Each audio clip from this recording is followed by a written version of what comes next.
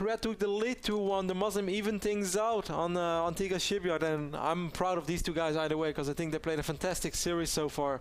And Ben, I really can't wait to figure out who's going to take it. Man, no result is one to be sad about. These guys playing some excellent StarCraft, and you know what?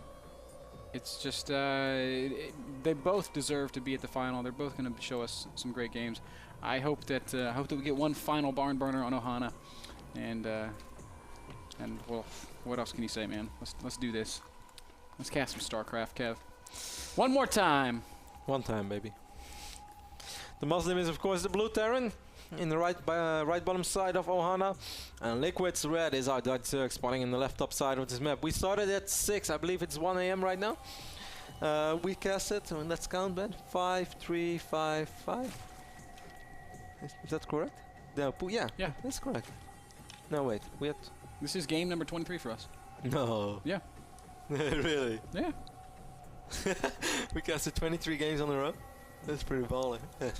We just recreated half of Sase's MMLG run. Wow. Sase. What a man. DeMusliM is gonna most likely open up once more with Hellions into Fast Expand, and I'm curious to see how Red's going to play, Ben, if he's once more going for a super quick tree-based style. And I was still a little bit surprised that he went for Brute Lords over Ultras, despite having all the upgrades for the Zerglings. But perhaps it's because DeMusliM has been playing so Marauder heavy. Well, you know, you got to remember that the melee upgrades still work for the broodlings, and they make Axelav calls them scratch upgrades. Makes those broodlings very scratchy and annoying. I understand. But you know, I don't know. I think it wasn't so much the choice of Ret to go Brood Lords as it was the choice of Ret to not build any Banelings, because the Infestors just weren't cutting it against that much bio with medevacs. That much bio with that many medevacs. And DeMusliM once more just playing such a macro-heavy TVZ style on Antigua. It's kind of crazy. Kind of blows me away, Ben. Wow, is this drone actually going to expand as well? Ugh. Red, what are you going to do with this drone? What you going to do with this drone? Just want to make sure perhaps he's not facing any crazy 2-Rex. That would be something at the end of a day like this. Yeah. That was a way to go out with a bang. But that's not going to be the case. DeMusliM once more is going to open up much more steady than that. We see the refinery, we see the factory, reactor is going down. And now we already pulled the SCVs from gas, just mining a tiny little bit. So we can drop that command center as quick as possible. Yep, command center going to be built right there at the low ground, it looks like. So DeMusliM going to do it the old-fashioned way. He says, hey, if command centers couldn't fly, I would always build them here. Starships were meant to fly. I would still pick my command center. Something like that, man. Spinecrawler being morphed in for Red. And perhaps a little bit worried, since DeMusliM did go for a pretty big run by on Antigua early on and picked off a lot of drones that definitely set the pace of that game. Man. Forced Red to delay everything just a tiny bit. If we were to talk about keys to DeMuslim's success on Antigua, I think one of the biggest things that he does phenomenally well is his bunker placement. We've talked, if you look at every Ret game we've ever casted, we've talked countlessly about how he loves to counterattack with Zerglings. Yep. We also talked about how DeMusliM and Ret have practiced together a lot in the past. Yeah, and how DeMusliM already was talking about that. And you know, he just knew that a Zergling run by would end his day, and he had beautiful bunker placement. Bunkers were always covered by depots, so Lings could never surround and kill them and just do critical damage to an expansion. That kept DeMusliM in the game. Ret tried to run by like 6 times, and every time DeMusliM handled it. Yeah, you couldn't be more right. I mean, I remember the days when DeMusliM was still living with me in Germany, and he was practicing a lot with Red already. And then back then, even like when they used to play on Lost Temple, not even the Shadow Temple, Red was always doing it.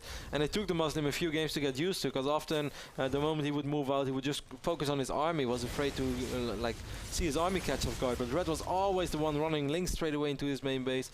And then DeMusliM said back then already, he's always doing this. It's so annoying. I don't understand why not more Zergs do it. And nowadays you do see it becoming a little bit more common, but Red is still a true pioneer in that case. Always ahead of the curve, man. That makes champions, right, man? It does. Red is a champion. He is in multiple games. Yes. Was a legendary Brood War pro within the foreigner scene. One of the only guys to ever go to Korea and have any semblance of success. Just droning up as much as he can, and it's going to be mutalist this game for man, actually, this is a super fast muta build, Kev. Did he This is mind-blazingly fast. Like, I'm sorry that I wasn't paying closer attention to the build, but he went straight to the layer, and this is a 7-minute Spire, and DeMusliM is not going to expect this at all. And DeMusliM is opening out Banshees as well, so that's definitely not going to work in his favor. As we all know, that Mutas are pretty much the dream scenario to Banshees. Yeah. Hellions kind of wondering, what's going on? Remember in Sao Paulo when we went and we played StarCraft at Run's house and Snoot made fun of my 2-base Muta build? This is that build. This is the build that Snoot was making fun of. And situationally it can be very good. Well, Ben, Snoot making fun of anything. It's already kind of ironic. In this situation, it is pretty good. Muta's going to be going up against Banshees and Hellions, and there's just nothing back at home for DeMusliM. He is throwing down double eBay, and he's walling off at the front, but I don't think this is in preparation for the Mutas. This is just kind of a cute little Sim City he's got going there. Spire's going to finish. Rhett's got enough money for 7 Mutas, maybe even 8. And yeah, he's going to be 8 Mutas. This is going to be pretty cool. Scan goes down by DeMusliM, and he's not going to see the Spire, so he doesn't know. Well, still doesn't see it with neither with the Banshee. This is going to be crazy. DeMusliM is going to be very surprised. Now he's finally going for the run by with those 5-6 Hellions and those 2 Banshees. He's going to be able to pick up the Queens, but the Mutas are more than halfway done. DeMusliM saw something. Maybe the fact that it's 4 gas, 2 base, he knows. And he is throwing up turrets back at home, so Muta's not going to be as brutally effective as maybe they could have but been. These Banshees are going to fall immediately. They did kill they did kill 2 Queens and forced a lot of additional links, but this is going to be quite nice for Red, and Red should be able to keep DeMusliM on 2 bases for quite a while. Yeah, he will, Kev, but look at all these turrets DeMuslim's building. DeMuslim's got the better... Actually, this is weird. Yeah. This might just reset the game. DeMusliM has 1 more Banshee as well, which is going to be pretty much useless. I mean, Red's not going to get in here. There's just too many turrets. DeMusliM, this is a perfect reaction to what he saw. It's just not underreacting. Exactly. Maybe overreacting, but it's okay because it keeps the Mutas out of his face completely and it allows him to just stabilize. Now he can use any units that he has to allow him to eventually work up to taking that 3rd base. Rhett, meanwhile, is working on a 3rd of his own. 51 drones to 47 SCVs, but 2 base to 2 base. That's going to favor Terran for the time being. Red will be able to pick up this, but no, he won't be able to pick up that Banshee. DeMusliM having turrets literally everywhere. Wow, DeMusliM threw up like 8 or 9 turrets. 3, 4, 5, 6, 7, 8, 9, 10, 11, I think. I think that was the perfect response, man. Like he was not in a position where he could deal with this with his units. Turrets were the only answer he had, and this is going to keep Rhett out of his face for the time being. Rhett adding a few more drones. He was going to try and saturate this base. By DeMusliM. DeMusliM scans that base, knows that Rhett is expanding once more, but DeMusliM is still not dropping additional command centers. So DeMusliM wants to do something on 2 bases. Rhett has to be careful. He cannot fight these missile turrets. There are just too many of them. Oh, he actually finds an opening, manages to kill 2, and this is going to force DeMusliM to abandon his main for a little while. A lot of SCVs are going to fall, and there's not many Marines. There's no stem. There's no combat shields. There's no upgrades. These Mutas can fight these Marines, Kevin. I don't know if Rhett realizes it. Instead, he's just going to pick off a couple of depots and vacate. And, yeah, he's thinking about it. He's buying a lot of time for himself. That's, of course, the most important thing. More missile turrets going up. Risky decision by Red, but in the end of the day, it was a perfect read by him, realizing. Off, yeah. But imagine if DeMusliM would have responded quicker and repaired those Mutas. That would have been bad. He would have lost probably all the Mutas, but DeMusliM was a little bit slow. Yep. Even though I guess Red would have just let his Mutas die there. Red's going to try to do the same thing once more, but this time it won't be successful. Still no additional command centers going up for the DeMusliM band. Still no new orbiter or any signs that he wants to expand. There are a few Zerglings over here as well. Red has absolute map control, has complete map vision, knows everything that's going on, and the DeMusliM is just cornered to his little corner of the map.